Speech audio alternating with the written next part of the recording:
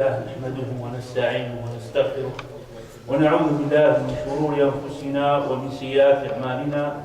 من يهده الله فلا مضل له ومن يضلل فلا هادي له، وأشهد أن لا إله إلا الله وحده لا شريك له، وأشهد أن محمدا عبده ورسوله. يا أيها الذين آمنوا اتقوا الله حق تقاته ولا تموتن إلا وأنتم مسلمون.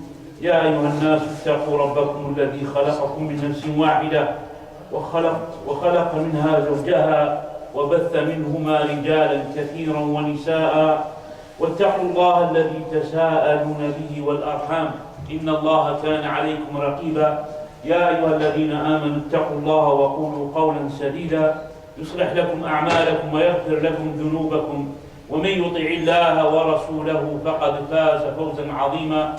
أما بعد، فإن خير الكلام كلام الله عز وجل، وخير الهدي هدي محمد صلى الله عليه وسلم، وشر الأمور محدثاتها، وكل محدثة بدعة، وكل بدعة ضلالة، وكل ضلالة في النار.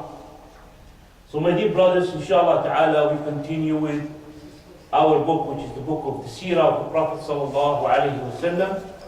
We arrived to the point when Rasulullah sallallahu alayhi wa sallam met with a group of people from Medina. They came to perform Hajj at the year of 11 after the revelation. 11 years after revelation, after the death of Abu Talib and his wife Khadija radiallahu anha. And then at the year number 11, and then Rasulullah, he went to Ta'if to do his da'wah, and then he received the bad treatment from these people, the people of Ta'if. After that, we said that Rasulullah, he returned back to his da'wah in Mecca. He never gave up. And then he, sallallahu alayhi wa sallam, at the year 11 after revelation, he was in Mina, and then he heard people from Medina. At the time was called Yathrib. He was called Yathrib. And these people they are six. They are from Al-Khazraj, and then they came to perform Hajj at the time. Of course, they were kuffar at the time. They were kuffar, but they performed Hajj. It is one of the remaining of the religion of Ibrahim alayhi salam, because he was the one first calling for Hajj when he made the dua. So the Arabs used to make Hajj, and then he sat with Rasulullah sallallahu alaihi wasallam, and then he explained to them Islam, and then he sallallahu alaihi wasallam recited Quran on them. So then they were convinced. They were convinced for one big reason. It is because they have some information, as we said, from the Yahud, from the Jew in Medina. And the Jew in Medina used to have knowledge about, from Musa alayhi salam, in the Torah, that prophet will come. And they are waiting for him. And they have that news that the Jew in Medina, they told them to the Arabs in Medina, Al-Aws and Al-Khazraj, two big tribes, they told them that this is the time and this is the era that the prophet will come. And then we will follow him, and then we will exterminate you and we will overcome you. So these are the Jew in Medina. They were telling the Aws al-Khazraj. So they have that information. These people are from Al-Khazraj. So they said, this is the prophets that the Jews are telling about. So let us be the first one who answer. Don't let them first one to answer and to get it to his side, to their side. So that's one of the reasons that the people of Medina, they convinced by the Prophet ﷺ. Of course, after they listened to the Quran, so then they follow Rasulullah ﷺ and they became a Muslim. Of course, they returned back to Medina, that was called Yathrib, and then at that year, sallallahu alaihi wasallam, scholars said, Rasulullah sallallahu alaihi wasallam, he was single at the time. He married. There is some debate between the scholars. He married Aisha radiallahu anha, and some of them, he said, he married first S.A.W. Because sallallahu alaihi wasallam, when he was in Medina, so there was S.A.W. bintu Zum'ah radiallahu anha, So he married her, and then he married Aisha in Medina. That we know that Aqd al-Qiran, it was when Rasulullah married Aisha, she was at the age of 6. But he didn't get married to her, which is the final marriage, till the age of 9 when she was in Medina. So this is just arguing which one Rasulullah he married first, Aisha or Sauda, when he was in Mecca.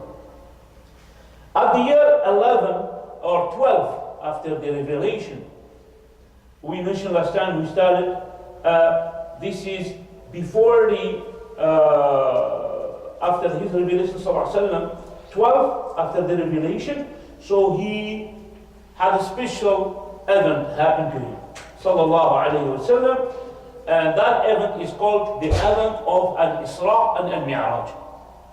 And when we mention Al-Isra and Al-Mi'raj, we mention Al-Quds, we mention Jerusalem. And all of us, we know what is happening right now in Jerusalem. People are like getting upset, demonstrations, and so on and so on. So, is this the way to support Jerusalem? Is this the way to support the cause of Jerusalem? First of all, we have to know the reason why Jerusalem or Palestine is being in the hand of the enemy of Islam. Why? It is because of our fault. Because, no, it doesn't mean like us, but it's as a Muslim in general. Because we didn't support Allah. So Allah doesn't support us. And Allah said in many ayat in the Quran, in tansurullah yansurkum. If you support Allah, Allah will support you. If you respect the houses of Allah, so then Allah will give you that deserve that will be the people who respect the house of Allah. If you don't respect the houses of Allah, we don't know. We don't know the value of the masajid. First of the masajid are Masjid al-Haram and Masjid al-Aqsa in Jerusalem and Masjid Nabawi. If we know the value of this masajid, if we don't give the right for this masajid, and then we give that respect that they deserve, and the rest of the masajid in the earth, so who's going to respect it? Of course, we have to expect that others, the enemy of Islam, they're going to take over this masajid. And during the history, a lot of masajid, they were transformed to something else. So, we have to be clear in that. So, supporting the cause of Jerusalem, Al-Quds, or Baitul Haram, and Masjid al-Aqsa, not by doing demonstration and shouting, and we don't accept that, but that's not the way. And then after that, the next morning, I don't even wake up for Fajr. What's the use? What's the use? Just we have to look at the situation of the Muslim right now. The masajid are empty. The youth are away from the masajid. The youth are with PlayStation. They are with video games. That are the good of them. The bad of them are with girlfriend, boyfriend, drugs. They are Muslim. And don't be shocked. There is some Muslim that they ask question, is marijuana or is it halal? Because if I don't do it, I feel like shaitan. So he comes and look for fatwa. It is haram. Even if it's legal, it's gonna be legal in Canada, whatever it is, but still haram. What is haram? Say haram. Alcohol is the same thing. So do you see the gap that we are away from our deen in general? So we have to fix ourselves, and Allah after that will fix our matter. So we said that that was the year when Rasulullah ﷺ, he had that special journey from the Masjid al-Haram, which is the Kaaba, the house of Allah, the most sacred house of Allah in the earth, and the first one from there to Jerusalem, to Al-Masjid al-Aqsa. So he had that travel. There is no Masjid Nabawi at the time. There was only 2 masjids. Is it clear, yeah? Because the Masjid Nabawi was after he migrated. Now the migration is not there yet. So he had that travel at night. So that's why we call it Al-Isra. In Arabic, al-Isra or Sara means travel at night. Okay? That's the meaning of, that's why it's called al-Isra, because that traveling at night. It was with the something, tools of transportation that is not regular route, tools of transportation. That wasn't a horse or a camel. That was something very special. That's something that Jibreel alayhi salam brought, like to the Prophet ﷺ to ride on top of it, and then he will travel very fast to Jerusalem at that time. So it was at the day of Monday. It was at Monday from the first Rabi' al-Awwal. So you see, Rasulullah was born on Monday.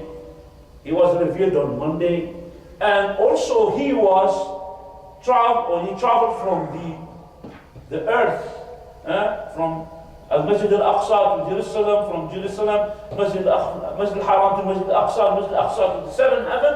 That was on Monday. And Rasulullah, he said that he will be, sallallahu alayhi wa sallam, resurrected on Monday. And he was born on Monday. So that's why of the reason Rasulullah used to fast that day.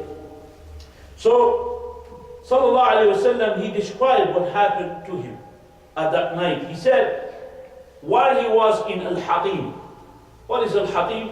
Is Hijr Ismail.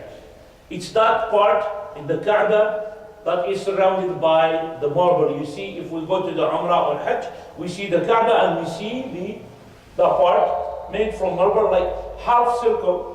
So that circle, we cannot do tawaf inside it or through it. We have to go behind it, because that is the Kaaba.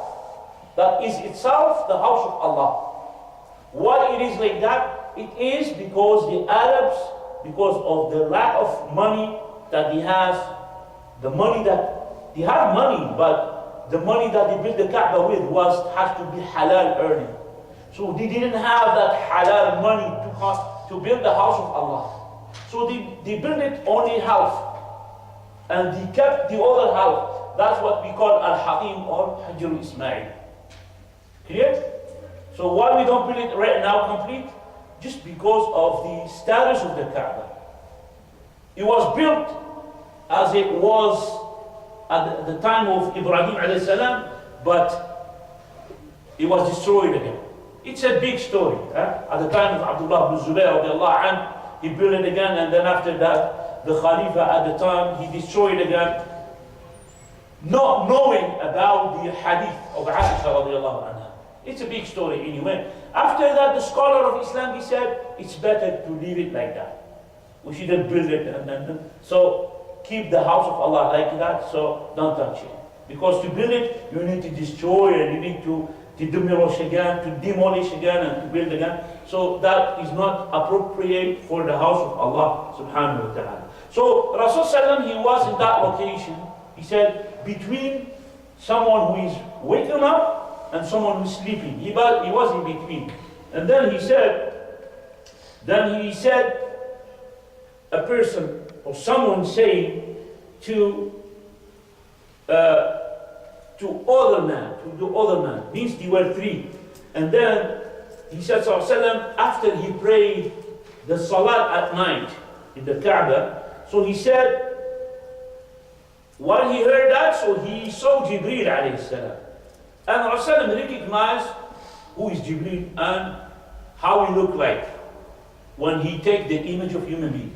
And then he said, sallallahu alayhi wa sallam, and فَإِذَا جِبْرِيلُ وَهُوَ أَقْرَبُ النَّاسِ شَبْهًا بِدِحْيَةِ بْنُ خَلِيفَةِ الْكَلْبِ. He said, and then I saw Jibreel, and he has a big resemblance to someone called Dihya bin Khalifa al-Kalbi. A person from the Arab that Rasulullah, that Jibreel used to take his image. He used to be a handsome man and so on. So he was a nice image. So Jibreel, whenever he comes, he looks like that person.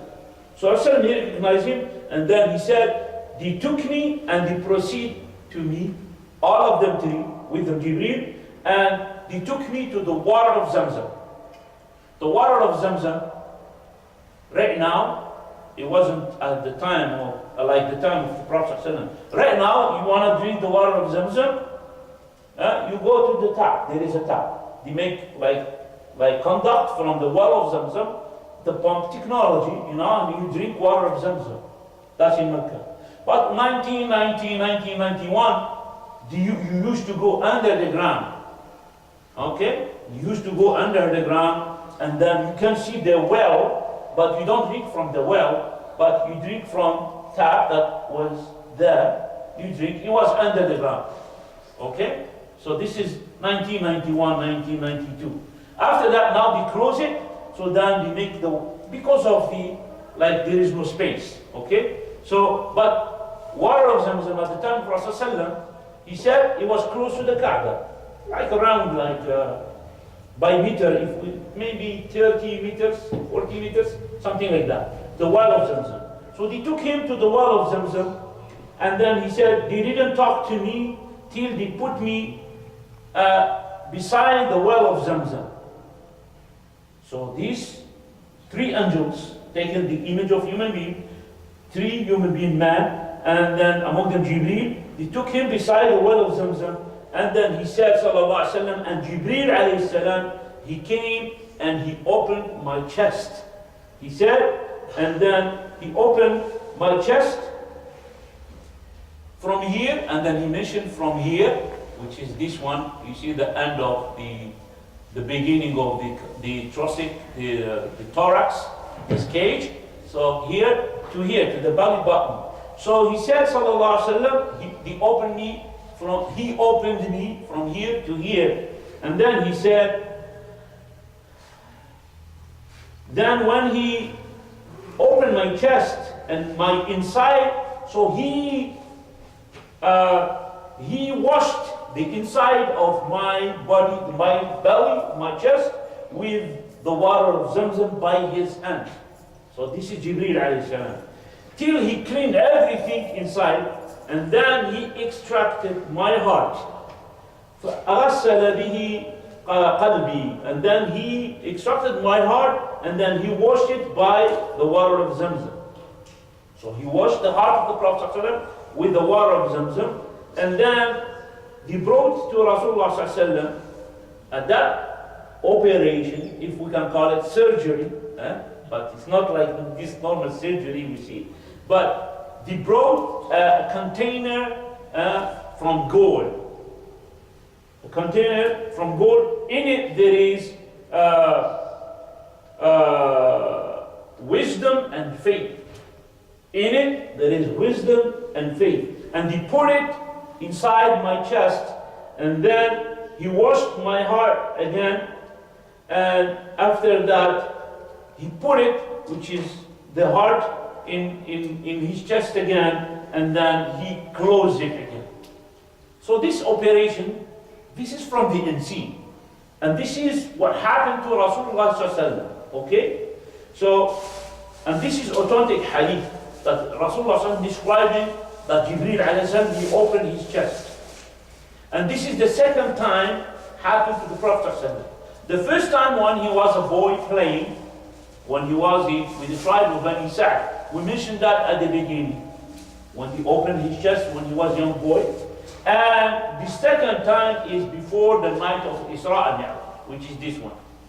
So here, and then he said, sallallahu alayhi wa sallam, then this is what happened, and then they close it, and then Rasulullah he said, ثُمَّ أُتِيتُ بِالْبُرَاقِ, and then they brought for me al-buraq. What is al-buraq? It is that animal for traveling, special to Rasulullah sallallahu alaihi wasallam. He said, it is a beast that is white, tall, higher or bigger than a donkey, and less than a mule.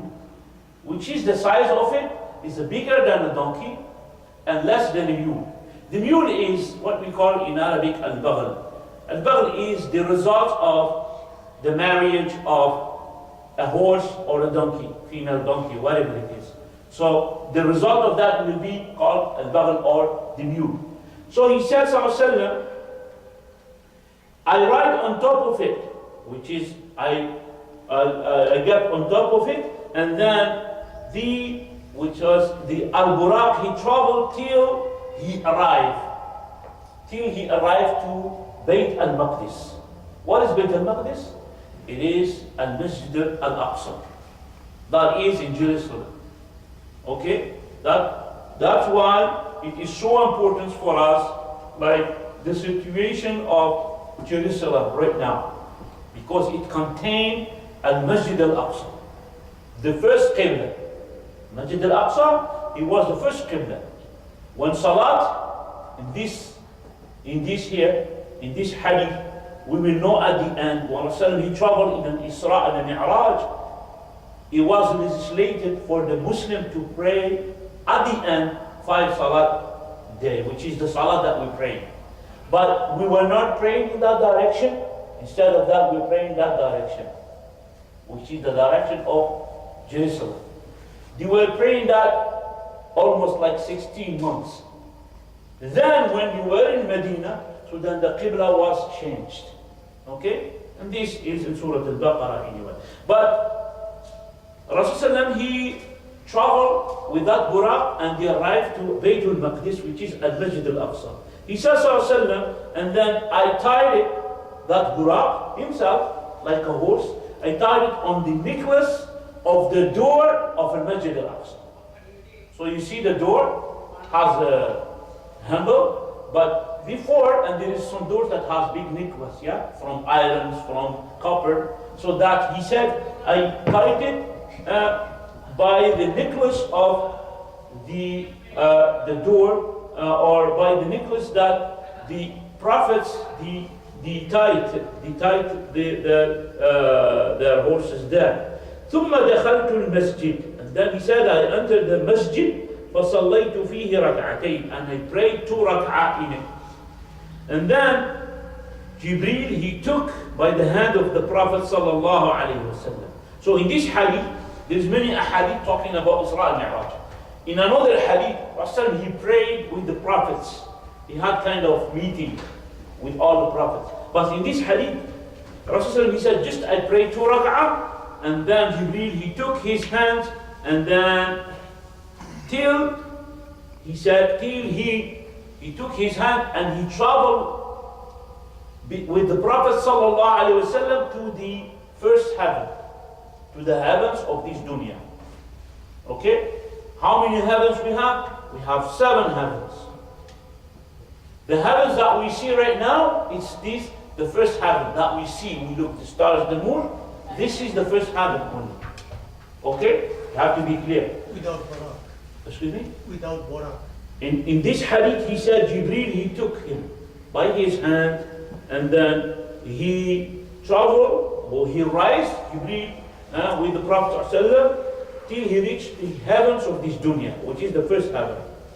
And then he said, so then he knocked a door or a gate of the first heaven. And then he said, it was said, who is this? And then Jibreel, he said, this is Jibreel. And then he said, who is with you? Like the people or the angels responsible for the 7 heavens, for those gates. He said, who is with you? He said, this Muhammed sallallahu alayhi wasallam. He said, وَقَدْ أُرْسِلَ إِلَيْهِ.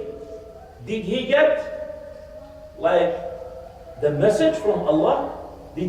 Was he sent as a messenger? So now those malaika that was responsible for the 7 heaven. So then he said yes. Then it was said, مرحبا به وأهلا به فنعم المجيء جاء يستبشر به أهل السماء. So the angels that he said, welcome to him, and he welcomed Rasulullah sallallahu alaihi wasallam, and then they were happy to receive him. And then he said, sallallahu alayhi wasallam, then he opened for us the door, the gates for the first heavens, and then we overcome the 7th heaven, and then we found in it Adam alayhi salam. So where is Adam? Adam, he is in the 7th heaven. So he said, فَإِذَا آدَمُ رَجُلٌ قَاعِدٌ عَلَى يَمِينِهِ أَسْوِدَةٌ وَعَلَى يَسَارِهِ أَسْوِدَةٌ. He said that there is Adam sitting, and on his right there is a lot of people, a lot of souls and people, human beings. And on his left there is a lot of people also. Very huge number of people in his left. فَإِذَا نَظَرَ قِبَلَ يَمِينِهِ ضَحِكَ.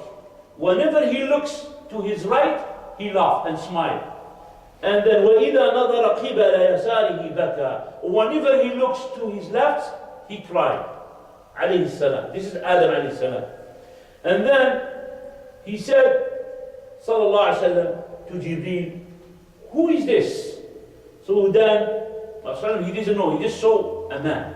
And then he said, هَذَا أَبُوكَ آدَمْ عَلَيْهِ السَّلَامِ. He said, this is your father Adam alayhi salam. وَهَذِهِ الْأَسْوِدَةُ عَنْ يَمِينِهِ وَعَنْ شِمَالِهِ نَسَمُ بَنِيهِ.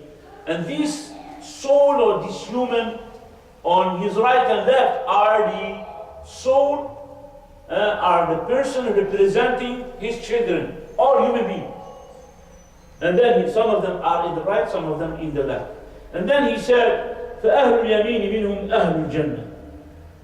The one that are in the right are the people that were prescribed to be the people of paradise. And the one who are in the left are the people who were prescribed to be from the people of the hellfire. And then whenever he looks to the right, he laughs and he smiles. He's happy because of his children that are going to paradise. And whenever he looked to the left, he cried. And then Rasulullah ﷺ, he said, فَسَلَّمَ عَلَيْهِ, meaning he says salam to Adam alayhi salam. فَسَلَّمْتُ عَلَيْهِ فَرَدَّ السَّلَامِ. And then Rasulullah, he said, I say salam to Adam alayhi salam, and then he replied back to salam. And then he said, مَرْحَبًا بِالْإِبْنِ الصَّالِحِ وَالنَّبِيِّ الصَّالِحِ. He said, welcome to the pious child, pious son, and the pious prophet. نِعْمَ الْإِبْنُ أَنْتَ وَدَعَى لِي بِخَيْرٍ. How good you are as a son. And then he said, he made dua for me with the good things. And then he said, that's the first meeting with Rasulullah. And then he said, ثُمَّ صُعِدَ بِي حَتَّى أُتِيَ السَّمَاءَ الثَّانِيَةَ. And then he raised, sallallahu alayhi wa sallam, Jibreel alayhi salam, he raised with the Prophet sallallahu alayhi wa sallam till he reached the second heaven. Till they reached the second heaven, and they did the same thing that happened for the first heaven, which is requesting to pass, requesting the opening of the gate of the second heaven. And then he said that the Malaika, he did the same way.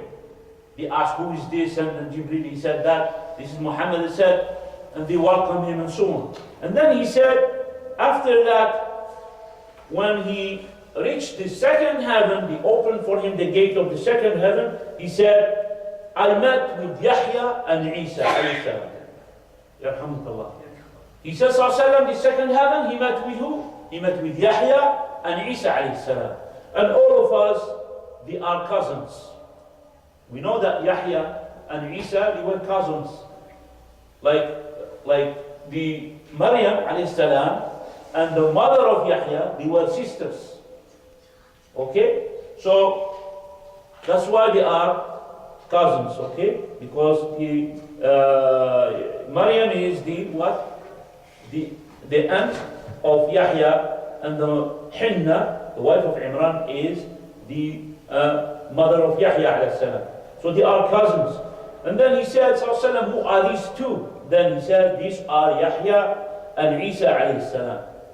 And then he says salam to them, and then Rasulullah, he says salam to them also. Both of them, they reply back the salam, and they say the same way as Adam alayhi salam, welcome to the pious son, and to the pious brother, and the pious prophet. And he said, he made dua for me with the good things. So this is the second heaven. ثُمَّ صُعِدَ بِي إِلَى السَّمَاءِ الثَّالِثَةِ. Then Jibreel, he rise to the what? To the third heaven. And then the request to open the gate for them, and then the same answer from the angel responsible for that. And then he said, when I reach that third heaven I reached, and then I found Yusuf alayhi salam.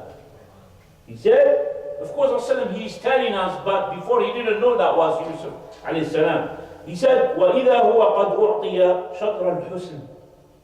He says, when he saw Yusuf, so then I saw a man that he was given half of the beauty that exists. Yusuf alayhi salam, very beautiful person. And then he said, فَقَالَ لِي هَذَا Yusuf. So then Jibreel, he said to Muhammad, this is Yusuf. And then he said, alayhi salam, and then he said salam to him. And the Rasul also say salam to him. And then he said to him, مَرْحَبًا بِالْأَخِ الصَّالِحِ وَالنَّبِيِّ الصَّالِحِ وَدَعَى لِي بِخَيْرٍ. So all the prophets say the same thing. Welcome to the pious brother and to the pious prophets. And then he made good dua for him. And the Rasul, he said, ثم صعد بي حتى أتي السماء الرابعة. So then he reached the fourth heaven. فاستفتح فقالوا من مثل ذلك. And then they request for them to open the door of the gate of the fourth heaven. Then the same answer, and they opened them and they welcomed them. So then he says, then I reached the fourth heaven. So then I found Idris alayhi salam. Who is Idris? Idris is one of the prophets. Allah mentioned him in the Quran. واذكر في الكتاب إدريس, that's in Surah Maryam. إنه كان صديقا عليا ورفعناه مكانا عليا. So this is Jibreel, this is Idris alayhi salam. And he says, who is this? So then Jibreel, he said, this is Idris alayhi salam. And then he says salam to him, and then he make the same dua and the same welcome as the Prophet before him did. And then Rasulullah said, قال الله تعالى, and then Rasulullah said that Allah said, وَرَفَعْنَاهُ مَكَانًا عَلِيًّا. That's in Surah Maryam. When Allah mentioned Idris alayhi salam, what is رَفَعْنَاهُ? Rasul, he's explaining now the meaning of رَفَعْنَاهُ. We raise him to a situation or a location that is very high. What is that location? The fourth heaven. Okay? So that's the meaning of وَرَفَعْنَاهُ مَكَانًا عَلِيًّا. Okay? And then Rasul he said, ثُمَّ صُعِدَ بِي حَتَّى أَتِ السَّمَاءَ الْخَامِسَةَ. Then he was raised to the fifth heaven. And then they request to open that the gate. And then he said the same thing that they said to him.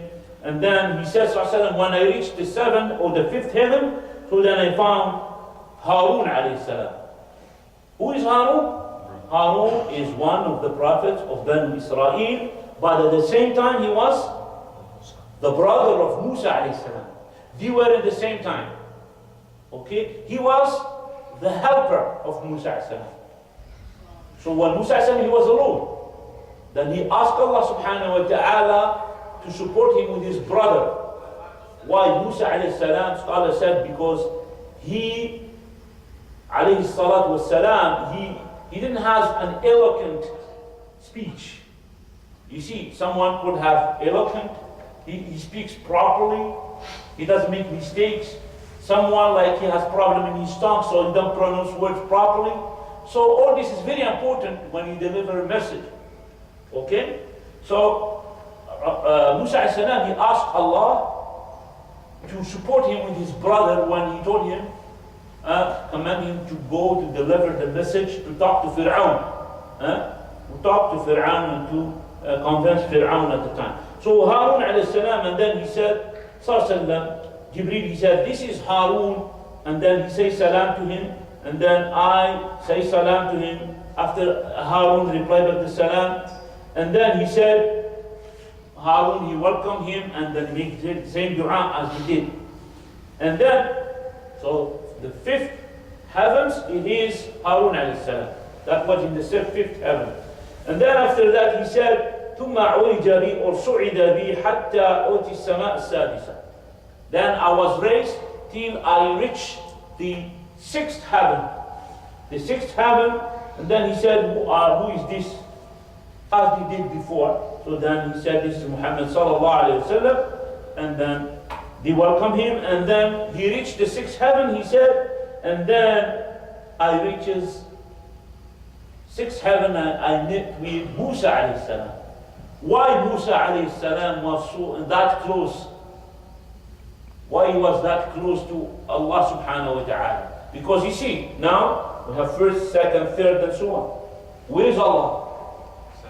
On top. On top of the seventh heaven. On top of everything. Okay, under the throne of Allah there is paradise. Okay? The throne of Allah, Arsh al-Rahman. Okay? On top of Arsh is what? Is Allah subhanahu wa ta'ala. And there is nothing on top of Allah. Okay? Under the Arsh there is paradise, Al-Firdaus. Okay? As Rasulullah described, the roof of Al-Firdaus is the throne of Ar-Rahman. Okay? And then paradise is on the seventh heaven, as we're going to mention that. And this hadith is authentic. That's why we're getting those information, because of this authentic hadith. So he said that Musa as salam, he was on the sixth heaven. Why? The reason? Who can tell us? Why he was so high? Because he spoke directly to Allah subhanahu wa ta'ala. He was called ذَلِكَ بِتَفْضِيلِ كَلَامِ اللَّهُ لَهُ. This is because of the virtue that he spoke with Allah subhanahu wa ta'ala directly. Okay? So this is the situation of Musa alayhi salam. And then he said, Musa alayhi salam, he said, "Oh my Lord, I didn't know that I will be proceeded, like someone will proceed, or it will be over me." Because Musa alayhi salam, he said, I didn't think that someone will be taking more than my position. So this is Musa alayhi salam.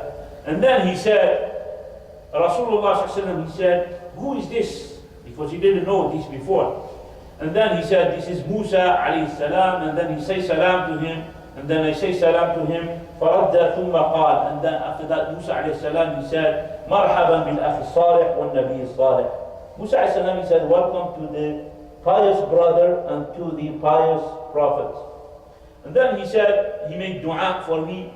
After that, when he passed Muhammed sallallahu alayhi wa sallam, the sixth heaven. So now that's the last rank. Yeah, before the seventh, Musa alayhi salam, he cried. And then he said, they asked him, "Why are you crying?" And then he said, أبكي لأن غلاما بعث بعدي يدخل الجنة من أمته أكثر مما يدخل من أمتي. So Musa alayhi salam, he cried, and then when they asked him, "Why are you crying?" He said, "I cry because a young man that was sent after me," get it? That was sent after me, the amount of people from his ummah that entered paradise is more than the amount of my ummah. And Musa alayhi salam, he was sent to Bani Israel. But Muhammad sallallahu alayhi wa sallam, he was sent to all human beings. Okay? So that's why he is the last messenger. Okay? One of the reasons he is the last messenger, Prophet sallallahu alayhi wa sallam.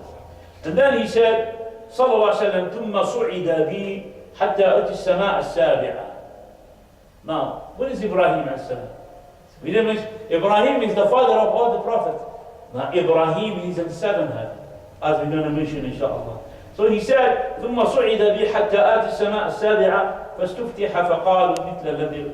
Then it happened the same way. The request to open for them the gate of the seventh heaven, and then when they opened them, they welcomed them. And then he said, when I reached the seventh heaven, so then I saw Ibrahim alayhi salam. But at the beginning, he's saying Ibrahim, but he didn't know. He saw a man, and he said, I saw Ibrahim musnidan ظهره إلى البيت المعمور. Like he's laying his back, okay, like I'm doing on this chair. So Bait al-Ma'mur is the wall of al-Bait al-Ma'mur. It's a wall of some building construction in the seventh heaven. What is a Bait al-Ma'mur? And this, he said, he was an old man, very honorable man. When you look at him, you respect him. Just first you look at him. And then he said, قُلْتُ مَنْ هَذَا? Who is this? So then Jibreel alayhi salam, he said, this is your father Ibrahim alayhi salam. He said, this is your father Ibrahim. And Ibrahim alayhi salam is what? Is the grandfather of Muhammad sallallahu alaihi wasallam. So that's why he said, this is your father, as he said about Adam alayhi salam. But Musa, he didn't say your father, no, because, okay, this is Musa alayhi salam, and that's it. So he said, this is your father Ibrahim alayhi salam, and then he said salam to him, and I made salam to him, and he replied back to salam, and then he said the same thing that he said that the other prophet said to him. So then he said, sallallahu alayhi wa sallam, ثم رفع لي البيت المعمور في السماء السابعة. And then I saw the entire Bait al-Ma'mur. What is the Bait al-Ma'mur? As in the authentic hadith, and it is also here, he said, in the seventh heaven, والذي يقال له الضراح وهو بحيال الكعبة فوقها حرمته في السماء كحرمة البيت في الأرض. He said, this is that building, or that construction at Bait al-Ma'mur, it is the house, it is the thing that is called Ad-Durah. And it is the same status as the Kaaba in the earth. And it is the same level. Like if you take the Kaaba, yeah, at the same level, projection, Al-Bayt al-Ma'mur on the seventh heaven. Okay? So that's the Al-Bayt al-Ma'mur. But he's so big that Rasulullah will describe, and also it described also the number of the angels. The angels that pray in it. So he said, sallallahu alayhi wa sallam, فَقُلْتُ يَا جِبْرِيلْ مَا هَذَا? So he said, what is this, Ya Jibreel? When he saw this construction, this big one. And then he said, this is Al-Baytul Ma'mur, like Al-Baytullah Al-Haram. Now that's in the seventh heaven, the same status in the seventh heaven is called Al-Baytul Ma'mur. And Allah mentioned that in the Quran. وَالْبَيْتُ الْمَعْمُورِ. He swears by Al-Bayt al-Ma'mur. And then he said, Jibreel salam to Rasulullah, يَدْخُلُهُ كُلَّ يَوْمٍ. He said, every day, this house, the house of Allah in the seventh heaven, he will enter it to pray 70,000 angels. He said, 70,000 angels. Now the size of the angel, you cannot imagine. They are so huge, okay? The size of the angels is so huge. Now 70,000 angels, they will enter praying in it. And then he said, if they enter and they pray in it, when they get out from it, there is no turn for them to come back again. What does that mean? So many angels. The number of the angels, so big, unlimited. So those angels, they have only one chance to pray in it because of the number. Okay, this is explaining the number of the angels. وَمَا يَعْلَمُ جُنُودَ رَبِّكَ إِلَّا هُوَ. Okay, so he said they will not return it, never, he will not return to it, to pray again. And then he said, sallallahu alaihi wasallam, he was on the seventh heaven, he saw Al-Bayt al-Ma'mur, and then he said, ثُمَّ عَلَى بِي فَوْقَ ذَلِكَ مَا لَا يَعْلَمُهُ إِلَّا اللَّهُ عَزَّ وَجَلَّ. So he raised more. Rasulullah Jibreel, he took him, he raised more than that. And then he said, by a distance that only Allah knows about it. And then he said, he reached Sidratul Muntaha. It's what a Sidra is, the lotus tree. L-O-T-O-S, yeah? You know, if you know about Sidr, Shajaratul Sidr. There is a big tree, in that type of tree, that's called Sidratul Muntaha. إِذْ يَغْشَى السِّدْرَةَ مَا يَغْشَى. That is close exactly to paradise. And Rasulullah, he will explain and describe this tree. This is one of the hadith that describe that. And no one tells us about it except the Prophet ﷺ, because he saw it.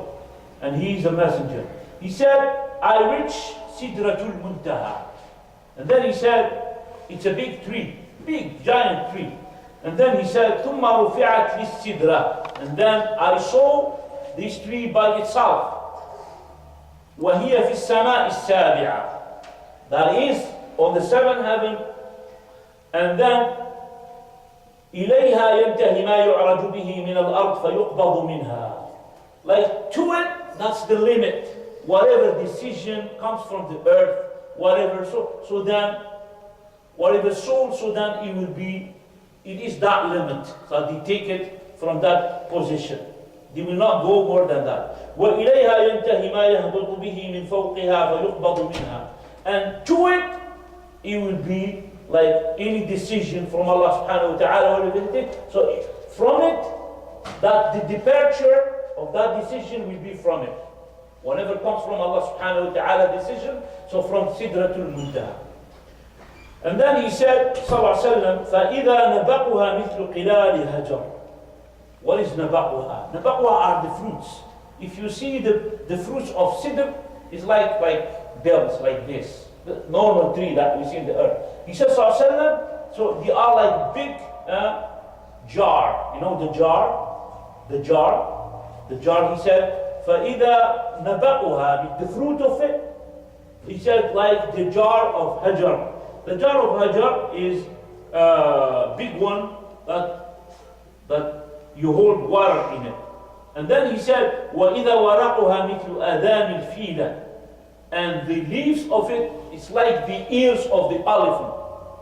The elephant, the African elephant, elephant, the ears is like this. He said, فَإِذَا وَرَقُهَا مِثْلُ أَذَانِ الْفِيلَةِ يَسِيرُ, and the cedar, the tree, the leaves of it is like this, in the earth, small one. Cedar, call it cedar. But the Sidratul Muntaha, the leaves of it is like the ears of an elephant. And then he said, sallallahu alayhi wa sallam, يَسِيرُ الرَّاكِبُ فِي ظِلِّ الْفَنَنِ مِنْهَا. The one who is riding a horse, he will travel in the shadow of one branch of it. Now he is describing the size of one branch of it only. He said, the one who is riding a horse, he will be traveling under the shadow of one branch of it 100 years. Right? In a horse, he's going, the horse is riding, is walking or running, so it will be taking a time of what? Of 100 years under the shadow of one branch. And then he said, and then, which also, sallallahu alayhi wa sallam, he said, that Rasulullah sallallahu alayhi wa sallam said, and this is, the Jibreel, he said to him, and this is Sidratul Muntaha. Like when he saw that, he said, this is Sidratul Muntaha. And then he says, sallallahu alayhi wa sallam, وَإِذَا أَرْبَعَةُ أَنْهَارٍ تَخْرُجُ مِنْ أَصْلِهَا. He said, I saw that the beginning of a tree, there is the stem, then there is the ground, and this is the asl, which is the base.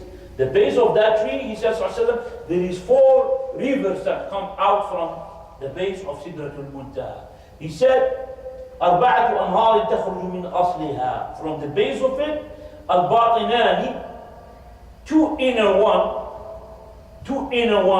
so those are 2 rivers in paradise. And 2 outer one come out, that are 2 rivers, which is the Nile and the Euphrates. The Nile, the river of the Nile comes from Africa, Central Africa, From Victoria. Victoria Falls. Victoria Falls. Then he said that the geologist said comes from there, and it goes to arrive to the Mediterranean Sea, passing Ethiopia, Sudan, and so all this, and then arrive to Egypt, to the Delta and the Mediterranean Sea. All this, the Nile River, and then the Euphrates one, Al-Furat, which is in Iraq, comes from Turkey and so on, and Europe, and goes to Iraq, all and pass to the Arabian Gulf, to the Arabian Sea. So this is Al-Furat. And then he said, sallallahu alaihi wasallam, and they brought for me container that is in it wine, and another container that is in it milk, and the third container that is in it honey. And then I took the milk.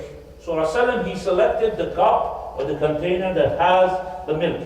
And then Jibreel, he said to him, you did the right choice. And then he said, أَصَابَ اللَّهُ بِكَ الْفِطْرَةِ. Allah subhanahu wa ta'ala, he give you success that you select the fitrah. The fitrah is the natural way, which is the natural way that Allah created human being in it. Human beings are good. لَقَدْ خَلَقْنَا الْإِنسَانَ فِي أَحْسَنِ تَقْوِيمٍ فِطْرَةُ اللَّهِ الَّتِي فَطَرَ النَّاسَ عَلَيْهَا. This is a fitrah, like pure creation. What makes human being evil is shaitan. Okay? But if you leave him alone, no shaitan, so he will be on the fitrah. Okay? And then, if we really follow the rule of Islam, so we are approaching the fitrah. We are returning back to our fitrah. That's the purpose. Okay?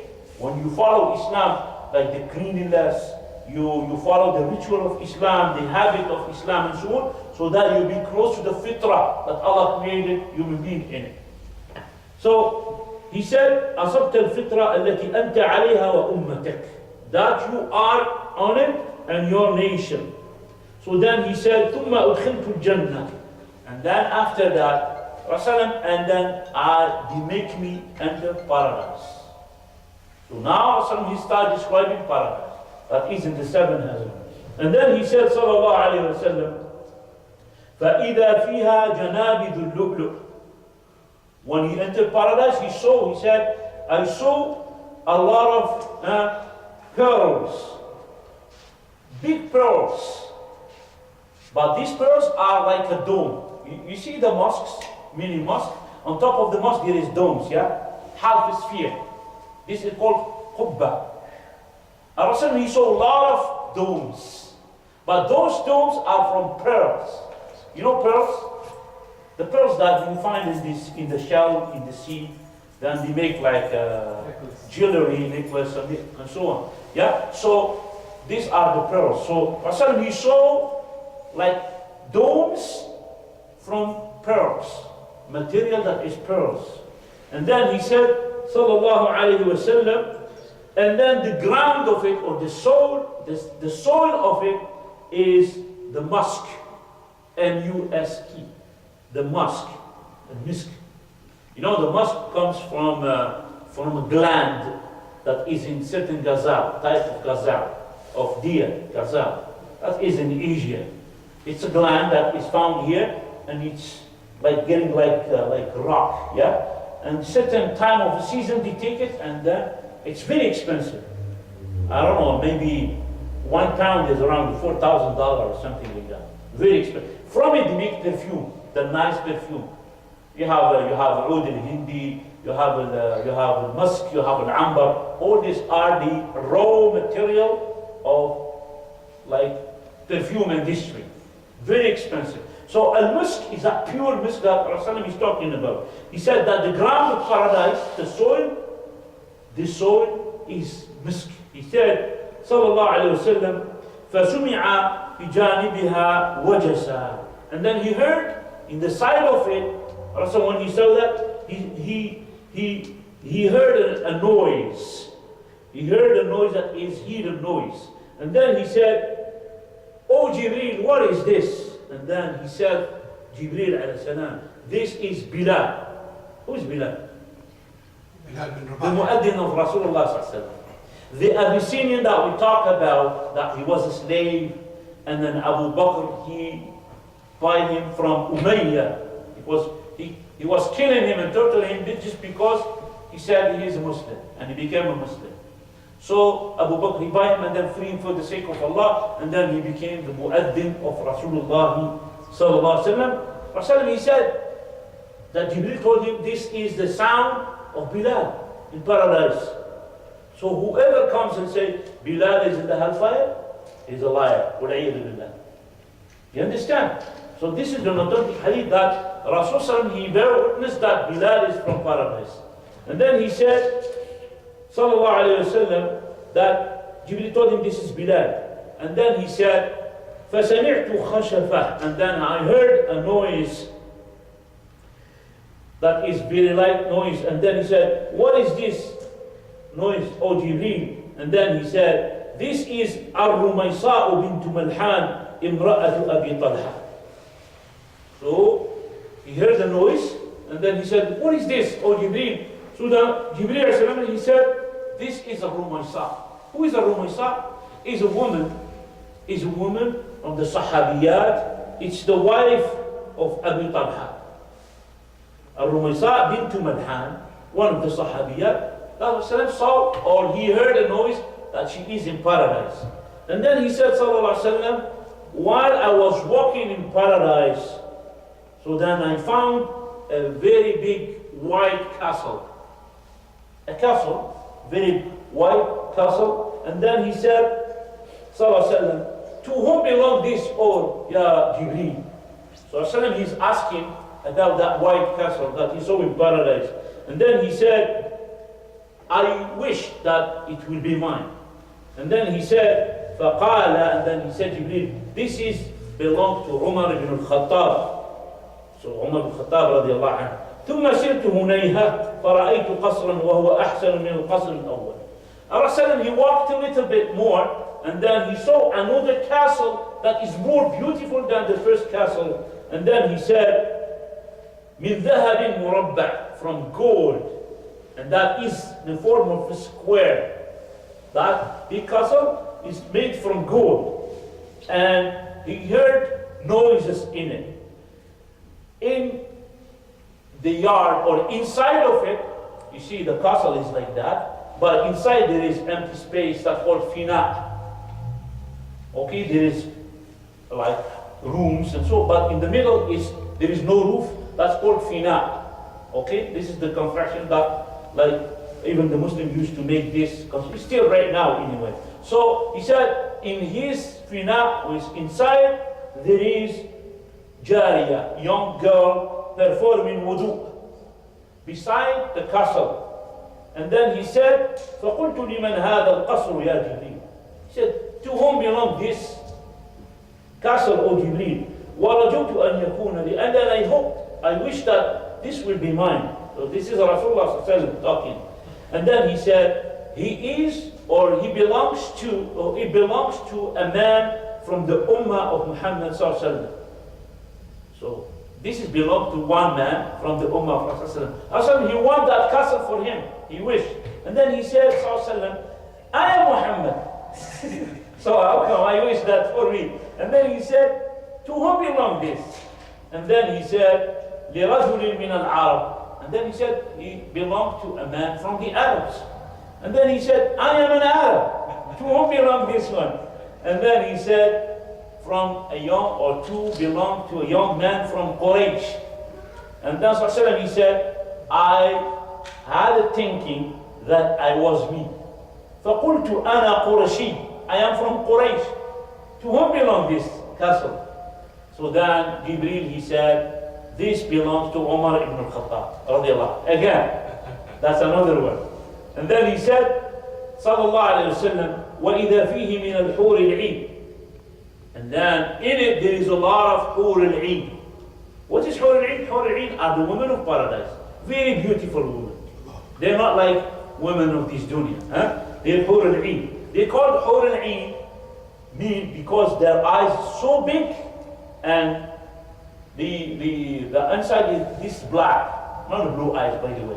White. The white one is very white, and then it's black, but very big eyes. Okay, so that's why they call Hur al-Ain. فَأَرَدْتُ أَنْ أَدْخُلَهُ. So then Rasulullah, he so curious, he said, I wanted to enter that castle to see, but I remember how Umar used to be very jealous, like about his wife, about his, so I remember that Umar used to be very jealous, so then I returned back. I didn't enter it. Do you understand? So this is the saying of Rasulullah when he saw these castles. So he said, sallallahu alaihi wasallam, while I walked again, and then I saw a river. The water of it or the liquid in it is more white than milk and more sweet than honey. These edges of it, the edges of that river, are the domes, as we explained. You see, like in paradise, look, those small rock, they are not rock, but they are domes. Yeah, they are domes. At the edge of it, this river, the edge of it, are domes of pearls again. Al-Mujawwaf. You see, the pearl is like this, but the pearl that we put the necklace and they take from the shell, from the sea, it's full. But this one is pearls, but is alloyed inside. It's like a ball, you know, ball, the ball that we play with. So it's hollowed inside. So the pearl, it has that cover and it pearls, but inside is hollowed. عليه قصر من اللؤلؤ والزبرجد فقلت ما هذا يا جبريل.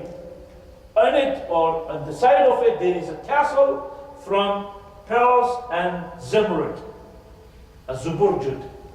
So all these are very precious, like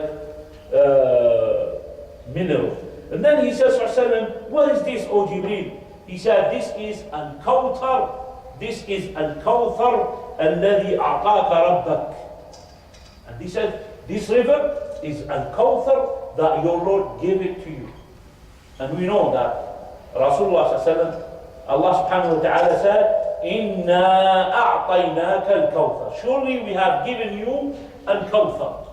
And now Rasulullah, he's describing that is al-Kawthar. And then he said, sallallahu alayhi wa sallam, فَضَرَبَ بِيَدِهِ, which means Jibreel, and then he put his hands in that river and the bottom of it. فَإِذَا قِيلُهُ, the mud of it is miskun adthar, the highest valuable misk that you can find. It is not even sand or gravel, it's misk, okay? And the misk, by the way, as I said, the misk is not that liquid. The liquid is just a solution that he dissolved it in it. The pure misk is, it look like sand, it look like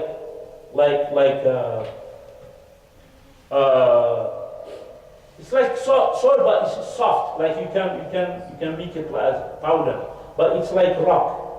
And they take it as from the gland of that gazelle. So that's the one they take it is like, instead of mud, it's misk. Okay. So that's the saying of Rasulullah sallallahu alaihi wasallam. And then he said, فَضَرَبْتُ بِيَدِي إِلَى تُرْبَتِهِ فِي مَجْرَى الْمَاءِ فَإِذَا مِسْكَةٌ مُذْفِرَةٌ فَإِذَا حَصَاهُ اللُّؤْلُؤُ. Rasulullah also, he put his hands in the al-Kawthar, he said, and then in the flowing water of it, so then the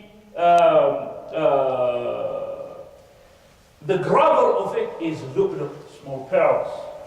Instead of gravels, it is pearls, that river. And وَمَرَّ بِرَائِحَةٍ طَيِّبَةٍ فَقَالِ, and then he passed by a smelling that is very good, an odor that is very good. And then he said, what is this good odor, Ya Jibreel?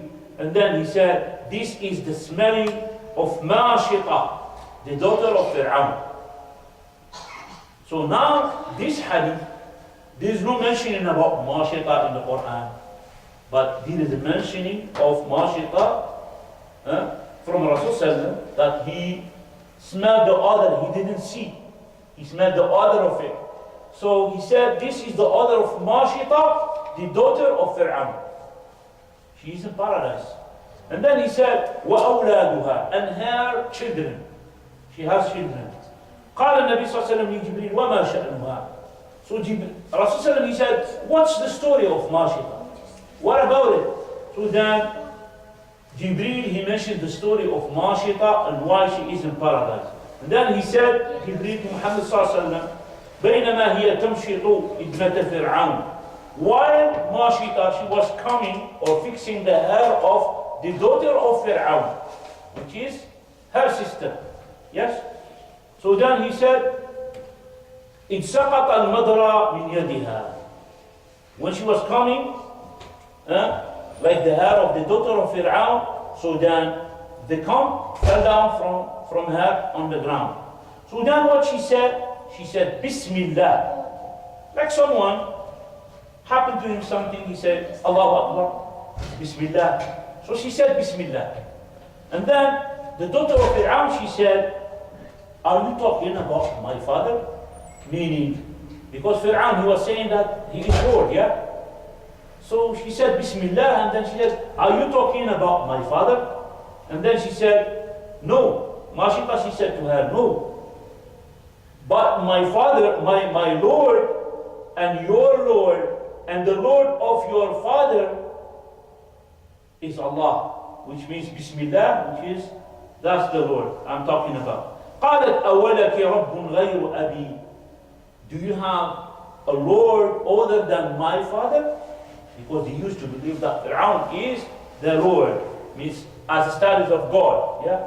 So this she said, yes, my Lord and the Lord and your Lord and the Lord of your father is Allah. And then she said, the daughter of Fir'aun, so then I will tell him that. Meaning the daughter of Fir'aun, which is the other one, she will tell him that. And then she said, tell him whatever you want to tell. So then Fir'aun, he called her, and then he said, oh Fulana, oh so and so, do you have another Lord than me? So then she said, yes, my Lord and your Lord is Allah subhanahu wa ta'ala, the Lord that is in the heaven. ذَلِكَ الَّذِي فِي السَّمَاءِ. You see, the ayah, the ahadith are talking that Allah is in the sama. أَفَأَمِنْتُم مَّن فِي السَّمَاءِ. So this is the creed, the aqidah. It's clear. We don't make philosophy. We say, oh, Allah is everywhere. You don't say fi sama. If you say He is in the sama, so then you are limiting Him. Why you have to say that? If Allah say about Himself that He is in the seventh heaven, Ar-Rahmanu ala al-Arsh istawa, أَفَأَمِنْتُم مَّن فِي السَّمَاءِ. So then He is in the sama. It's not evidence that He is limited. Who says limited? He said by Himself that He is in the seventh heaven. But He will tell you, وَهُوَ مَعَكُمْ أَيْنَمَا كُنْتُمْ. Yes, He is with us wherever we are. بِسَمْعِهِ وَبَصَرِهِ وَعِلْمِهِ. He is with us with His knowledge and with He hears everything. Whatever we cannot hear, Allah knows about it. Okay? So this is very important issue, because some people said Allah is everywhere. Till they reach, and they said that Allah is in everything and everybody and everything. So then a pig could be Allah, a dog could be Allah. Do you understand? So this is the deviance that they went to because of this philosophy. Okay, because Allah said in the sama, that's it.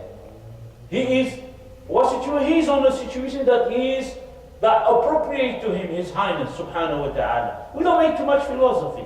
So here in this hadith, the true Iman, she said, the one that is in the heaven, that is separated than you, is not you.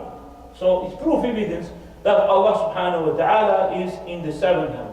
So then, Sallallahu Alaihi Wasallam, he said, Jibreel, continuing the story, when Mashita, she told him that. He said, فَأَمَرَ بِبَقَرَةٍ مِّن نُحَاسٍ. So then, Fir'aun, he broke a big pot made from copper. A pot that is made from copper. And then, فَأُحْمِيَتْ. Then, فَأُحْمِيَتْ ثُمَّ أُمِرَ بِهَا لِتُلْقَى هِيَ وَأَوْلَادُهَا. And then, this pot, it was like boiled in it. It was warmed and became very hot, and then he commanded this pot like to put a lot of fire under it, like to put Mashita and her children in it, because she believed in Allah. And Fir'aun, he said that he is Lord.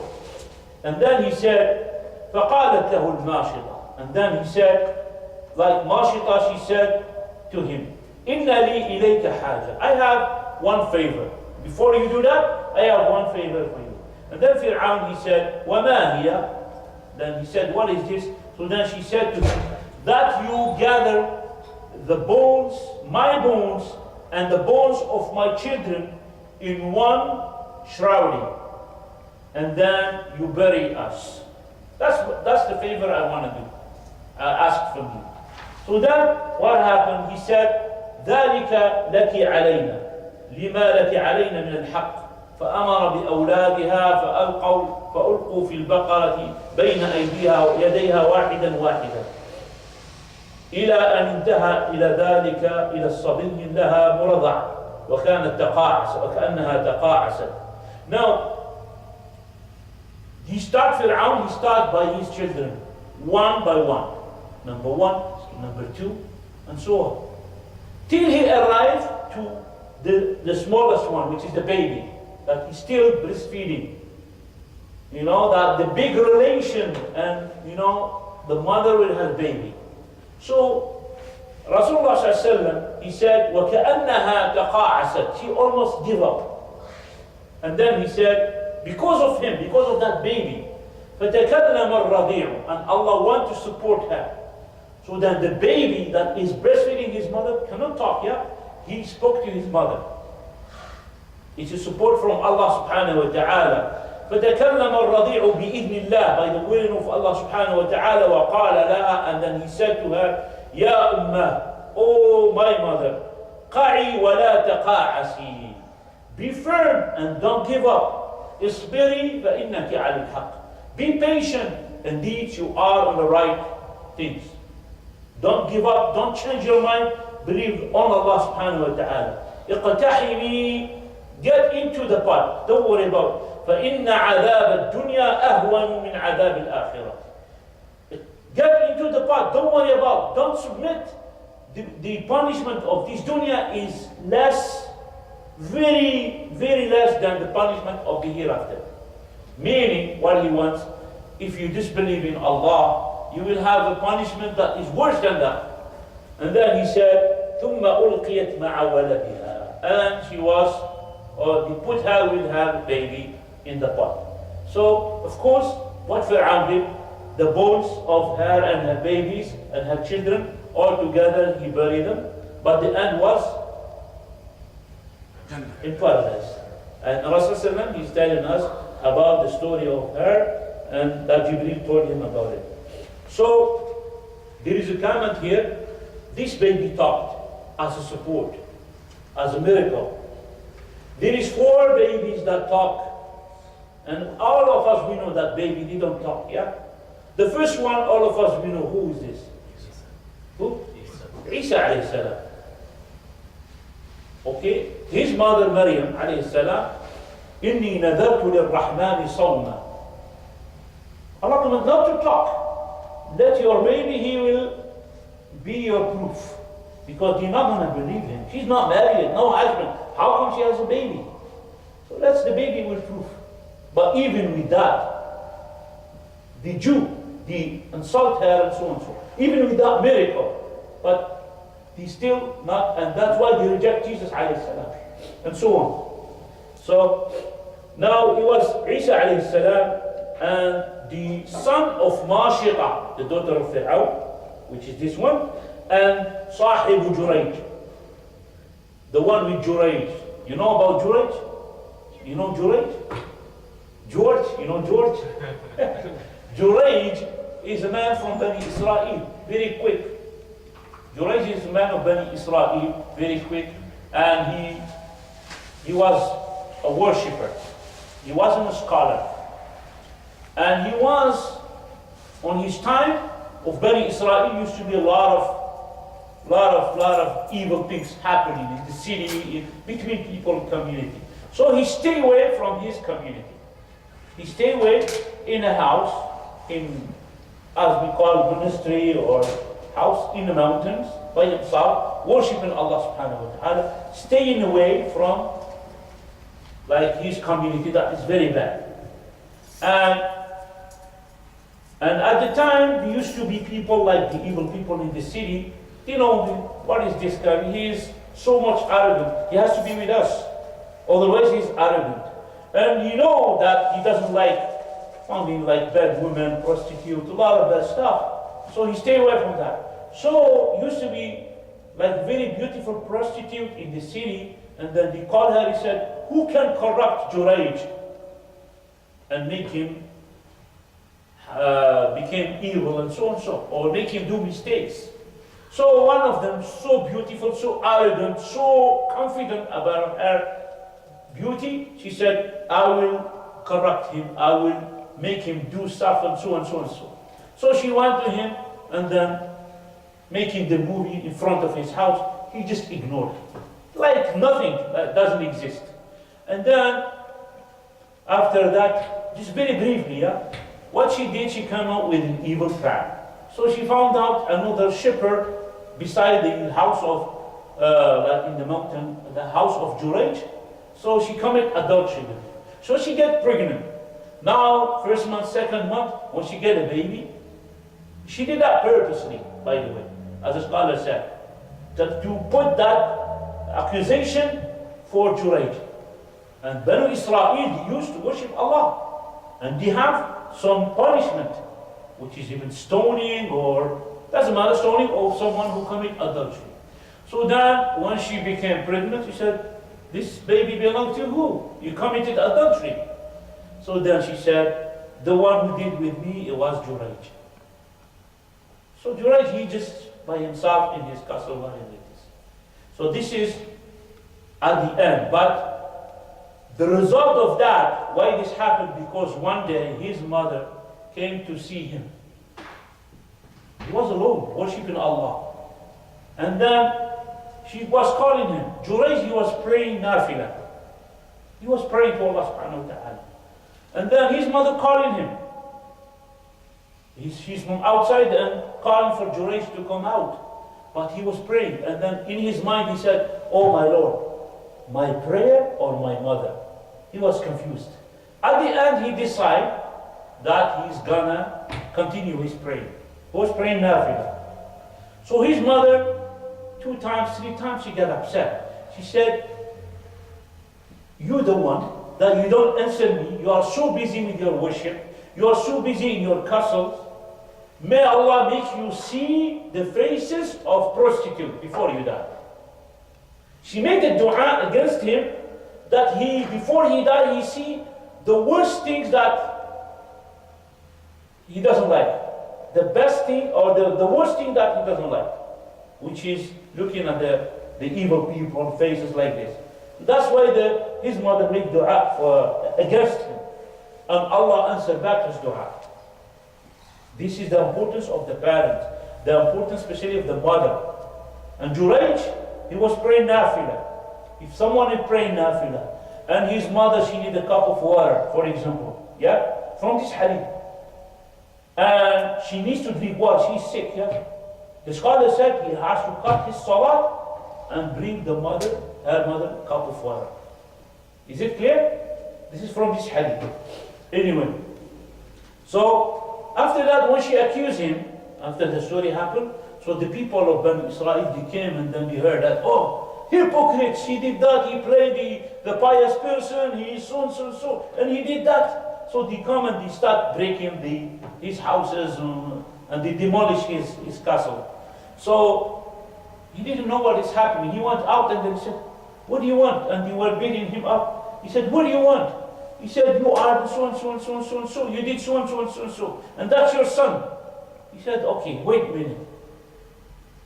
Let me pray 2 rak'ah. Let me pray 2 rak'ah. Then he prayed 2 rak'ah and he made dua to Allah subhanahu wa ta'ala. Then after that he said, where is the baby? Then he brought the baby and everybody is looking. Then he poked in his stomach and he said, who is your father? So then the baby talked. This is against a miracle. Okay, Jurayj, he was a pious man. And he wasn't a scholar, but he was a worshipper.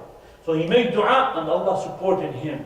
And then he made that baby, he said, my father is the shepherd. So then people of Bani Israel, they were shocked. So then they start wiping his body, blessing barakah. And he said, we want to build your house from gold if you want. He said, no, just build it again from mud as bricks as it was. And that is the 3rd one. And then he said, the 4th one, who is the 4th one? The 4th baby that speaks in the cradle. When you had fire? Yeah, أصحاب الأخدود. You know the story? وَالسَّمَاءِ ذَاتِ الْبُرُوجِ. These people used to be in Yemen and used to be, okay, those people used to be Christian, yeah, but idol worshipper, but from Najran, south of the Arabian Peninsula. And then this is before Abraha. You know Abraha, the one that comes and destroy the Kaaba? Abraha is before. So the people of the ditch are before, yeah, after. So and Allah subhanahu wa ta'ala made that boy, which is a young boy, that was very smart. That's a big story in Sahih Muslim, yeah. Prophet ﷺ said that he was among those people like a king in that part of the earth. So, and then he used to have a magician. A magician, he used to be his counselor, like the one who give him like advices instead of someone politic. At the time, he used to be a magician. A magician used chemistry, all the stuff to, to manipulate people. A king needs a person like that. So the magician, he came to the king. He said, "Now you're using me. I'm getting very old, and I'm gonna die. You have to find someone from the youth, and then I will teach him all what I have, and then he will replace me after I pass away."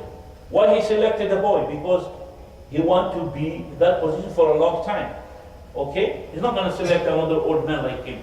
So then he said, "You select the youngest, smartest boy in the city, so that I will teach him." So then the magician, he select one boy. That boy, he was from parents that were poor, but he was very smart.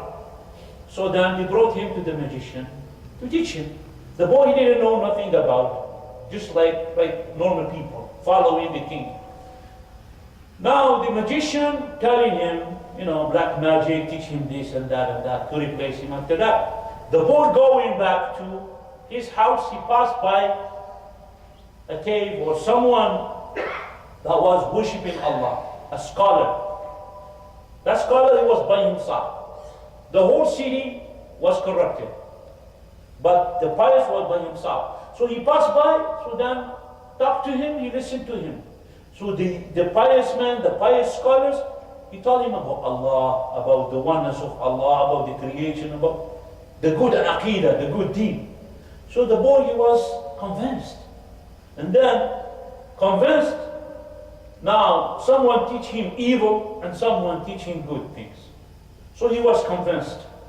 But now, from that information, he knew that the creator of this universe is Allah. He had that belief in his heart. So, one day he was passing and a beast, in some narration he was a lion, a beast, like stopping people to pass. Anyone pass, so then the beast will kill him and eat him, whatever it is. A lion, and want to eat. So then people couldn't pass. So then the boy, he was passing by, and then he said, that will be a good test for me to find out my answer. So he took the slingshot, a rock, big rock, and then he said the dua, "Oh Allah, if the matter of the scholar is more beloved to you and it's on the right side, okay, and the matter of the magician is bad and he's against you, make this beast killed by my hand." So he did that, and then boom, he killed him. Now he's sure about the matter because he was confused. He made like Salat al-Istikhara. You know Salat al-Istikhara? The same. So he did that, so then the beast was killed. People are looking, how come young boy, he killed this lion, big lion, with one stone? So people come to him and then he said, "You are a person, like magician." No, he said, no, not because of that. It's because of Allah. my Lord, and he started making da'wah. Now people starting following him. And then after that, the number increases, and so on. So he became famous. The boy still going to the magician, and so on. And then after that, the minister, he was blind. The minister of the king was blind. So he heard about the boy. So he said, I can ask this boy. Maybe he can cure me. People still believing that the boy is a miracle. Yeah? And then after that, he went to him. He said, I give you anything you want if you can bring me back my sighting. And then the boy said, I have nothing to do with it, but it's Allah subhanahu wa ta'ala. I can make dua to him. Allah can give you back your sighting again, if you believe in him. Make dua. Then the minister, he became normal. He was able to see. So then, it was a miracle. So then he followed him and he became a Muslim. Now the king, with his minister, the minister becomes silent. Oh, who did that to you? Allah. He didn't say the boy, it's Allah. This is something wrong. How come? Do you have other God than me? So on. All kings used to pretend that they are the God, yeah? So then, he killed him. After he tortured him, and he denounced who? The boy. And so on, after denouncing the boys after that. So anyway, at the end, the man or the king, he couldn't kill the boy. He couldn't kill him. He killed the minister. He killed the pious scholar. And now the last one was the boy. But people start believing in the boy. Now the king, he was scared about his kingdom. Now, what he did, he said, he ordered the soldiers after the meeting with the boy, and he didn't give up. He said, take him to the high mountains and throw him there. Before he throw him from the high mountains, tell him if he's gonna disbelieve in the God that he's believing in. He's ready to follow us. He doesn't want to lose him, yeah. A powerful boy. But he wants him in his side. So he said, if he still going with his idea, throw him down. So the boy, what he did, at that point, the soldiers with him, the young boy, he made dua to Allah. Allahumma kfinihim bima shi'ta. Oh Allah, be sufficient for me with the way you want. So the mountain shake, an earthquake, the soldier fell down in the valley, he died, and the boy returned by himself to the king. That's a miracle. So then he said, that's impossible. He said to his soldier, take him to the sea, to the deep sea, and ask him if he's gonna give up, otherwise tie him and put him in the, in the sea. He'll be drawn in there and finish with it. So they did that. The boy, he made the same dua, Allahumma kfinihim bima shi'ta. A storm come, the waves, so the soldier fell down, the boy stayed there. He returned back to the king. Now the boy, he said to the king, you cannot kill me till you do so and so and so. Now the boy, he's saying to the king the way that he should kill him. So then he said, you take me, you gather everyone in the city, in the country, all gathering people, all of them has to be witness. And then you take an arrows, and then you kill me, I'll kill you yourself. Kill me by yourself if you want. But before you throw the arrows on me, you have to say loudly, Bismillah Rabbil Ghulam. By the name of Allah, the Lord of the boy. Otherwise you cannot kill me. So in the story he said, the king, he did that in front of everybody. And then he did the first time, but he didn't. So he missed him.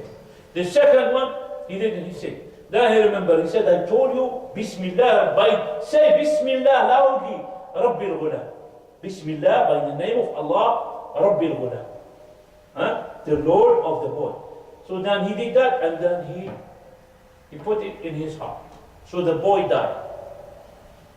In the narration in authentic hadith, he died, and he is even like that, holding the arrows by his hands.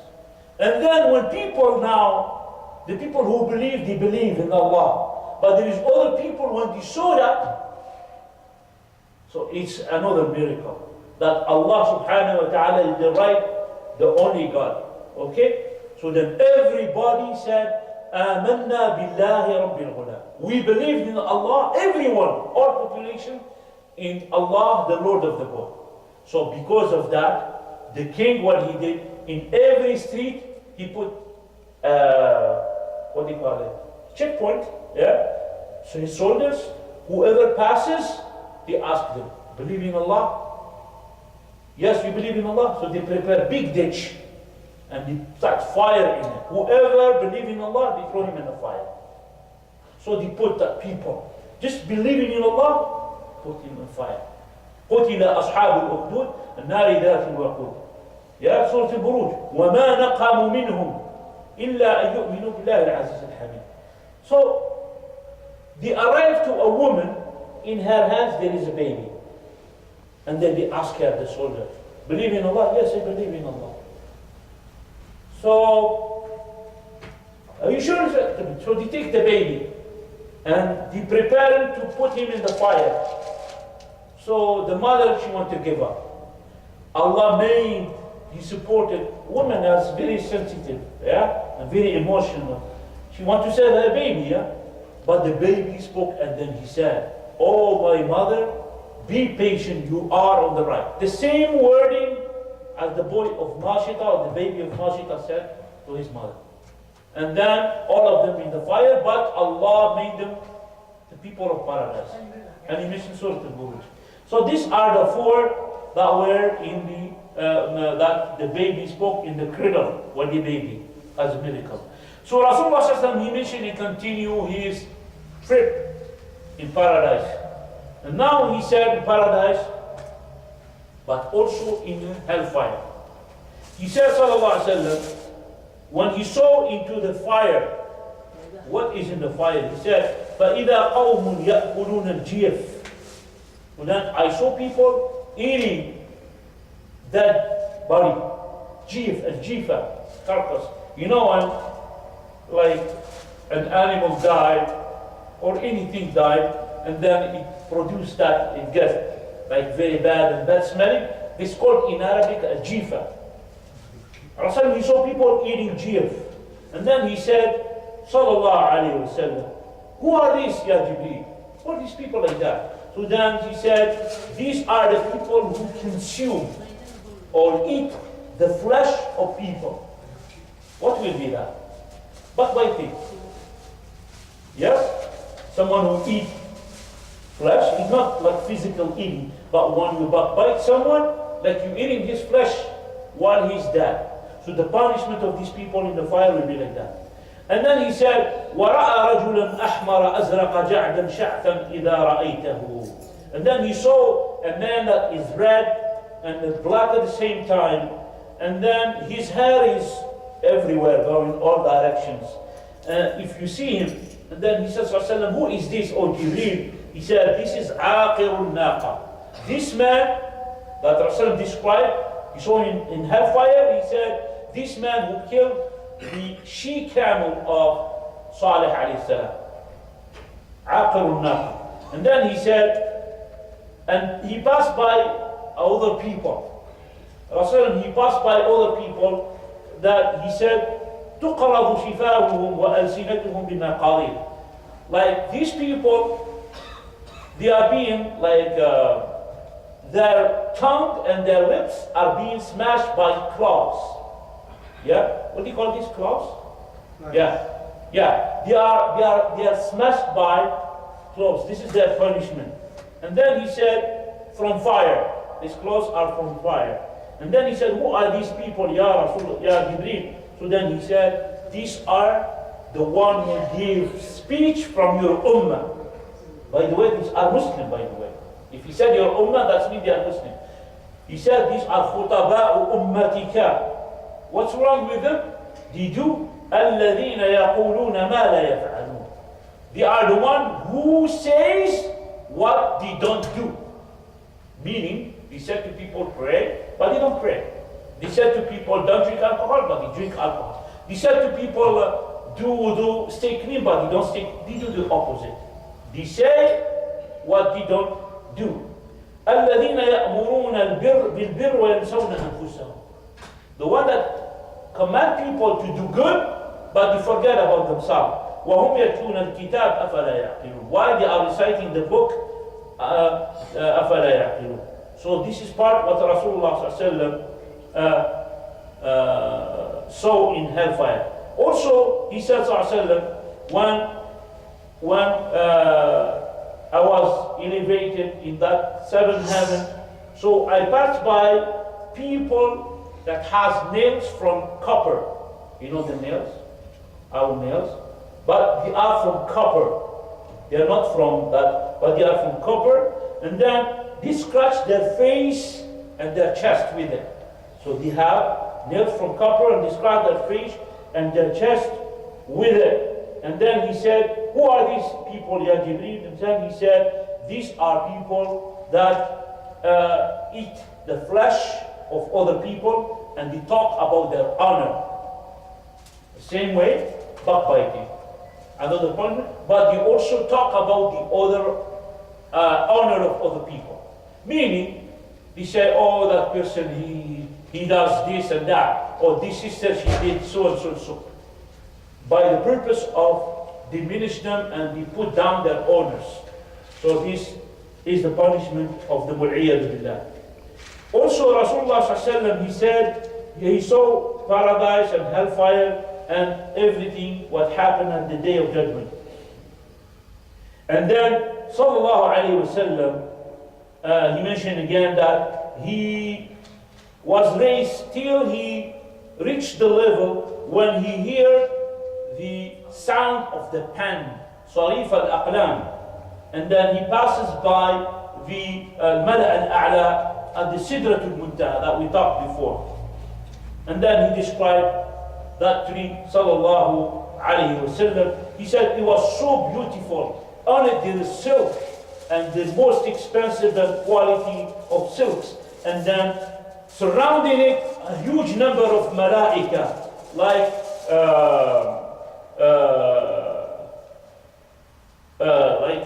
butter, what do you call it? Butterfly? Yeah, the butterfly from gold. And then they change after that to pearls and emeralds or something like that. And different color, I don't know. He cannot even describe, sallallahu alaihi wasallam. So beautiful. Then he said, and color, I don't know what type it is. And then after that, it was made compulsory on me and my ummah to pray 50 salat every day and night. So now that was, after that, when Rasulullah saw that, so it was legislated now 50 salat, not 5 salat. So then Allah subhanahu wa ta'ala revealed to him, to sallallahu alayhi wasallam, he revealed to him the things what Allah subhanahu wa ta'ala revealed to him. It was 2 ayat. What are these 2 ayat? Without Jibreel, yeah. It was the last 2 ayats of the Baqarah. Aman al-Rasul. The whole Quran was revealed from Allah subhanahu wa ta'ala to Jibreel. And then Jibreel to the Prophet sallallahu alaihi wasallam. But only 2 ayat was directly to sallallahu alaihi wasallam. Now the whole Quran was revealed from the 7th heaven to the earth. But only 2 ayat was revealed in the 7th heaven. There was 2 ayat. And it was directly from Allah subhanahu wa ta'ala. Is it clear? These ayat are آمن الرسول بما أنزل إليه من ربه والمؤمنون كل آمن بالله وملائكته وكتبه ورسله to the end of the surah. So it is recommended that you read these 2 ayat every night. Rasulullah said, whoever reads these 2 ayat in a night, it is sufficient for him. It is kind of protection, and Allah, you can sleep in peace. You read it with Ayat al-Kursi. That's why we need to teach our children Ayat al-Kursi and these 2 ayat. Very important.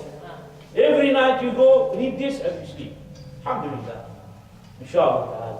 So, Allah revealed to him, and then he said, sallallahu alaihi wasallam, and then I saw Jibreel. Now he saw Jibreel in the earth, on the image of human being. But he said, sallallahu alaihi wasallam, at that one, Allah revealed to him, and he legislate for him to pray 50 salah a day and a night. So he said, I saw Jibreel on his real image again. He saw him one time at the beginning when he was revealed, sallallahu alaihi wasallam. When he got out from the cave of what? Hira. So he saw Jibreel covering the horizon, having 600 wings. The same image, he saw him in Sidratul Muntaha, in that level. Okay? And the Rasul described, he said, I saw him on his creation, on his image, real image, of the Sidratul Muntaha. He has 600 wings, and then he was covering the horizon, and when he was the wings flying, so then he was spreading all the pearls and diamonds and whatever it is. Mallahu bihi alim. Only Allah knows about this because of that. And then Rasul, he saw his names written in the sky. And then he said, he saw his names, Muhammadun Rasulullah, means Muhammad is the messenger of Allah. And then he said, sallallahu alaihi wasallam, after he got this ayat and this legislation to pray for him. He was going down now. It's the end of the trip. So going فَنَزَلْتُ مِنَ السَّمَاءِ السَّابِعِ. So he passed down the seventh heaven, and he passed by the sixth heaven. He met with Musa alayhi salam. So then Musa alayhi salam, he hold him alayhi salam, and then he said, oh Muhammad, with what things or with what matter you have been commanded. So then sallallahu alaihi wasallam, I was commanded to perform 50 salat in a day and night. So then Musa alayhi salam told him, Inni alajtu bani Israel. I treated or I had a deal with Bani Israel. I have to deal with Bani Israel before you. وَإِنَّ أُمَّتَكَ لَا تَسْتَطِيعُ. And your ummah will not be able to do that. 50 salat in a day and night. And surely by Allah, I experienced people. I tried people before you. And then I treated or I dealt with Bani Israel in a hard way. But he couldn't even perform 2 salah. It's their way. And then he said, return back to your Lord and ask him to reduce. So then فأشار إليه جبريل النعم إن شئت. So then Jibreel, he gave a sign to Muhammad sallallahu alaihi wasallam. Yes, if you want, we can go back to Allah subhanahu wa ta'ala. So then فرجع به جبريل إلى ربه. And then Jibreel alayhi salam returned back Muhammad sallallahu alaihi wasallam to his Lord. And then he said, Muhammad sallallahu alaihi wasallam, oh my Lord, reduce from my ummah. And this my ummah cannot perform this all 50 salat. So then Rasul, he said, Allah reduced for him 5 salat. So it became 45. So 45, and then went back to Musa, and then Musa again tell him to do that. He was going and coming back, coming back. Every time he goes and comes back, Allah reduced 5. So then at the end, it remains, and it was 5 salat a day and night, which is the salah that we pray. Musa again, he said to him, return back to your Lord. And then Rasulullah, he said, I am shy from my Lord. Because Allah told him, these are the last one. لا يبدل القول لدي. So then, it was 5 salat a day. This is the salah that we pray. And then the story of the legislation of all the salah. So this shows also the virtue and the importance of that salah. You see, all the command, legislation, siyam, it was legislated in the earth. Yeah, from the 7th in the earth. But only salat was legislated in the 7th heaven.